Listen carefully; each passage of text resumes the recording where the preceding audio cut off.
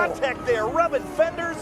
Oh my goodness. And Ayrton Grimm to the rear of the field starts 44th. Green flag is in the air and we're underway.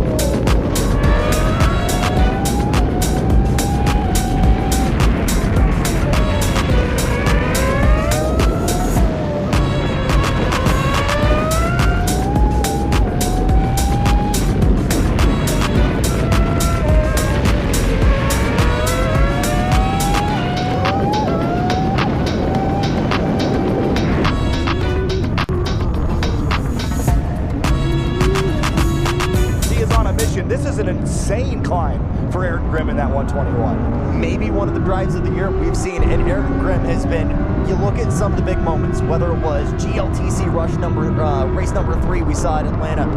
He has been looking for opportunities. He's been looking for hardware. Slipping, sliding across the stripe for third place. Give it to Whistle. 0.05 of a second. Burger Grimm, the rest of your top 5. Speed.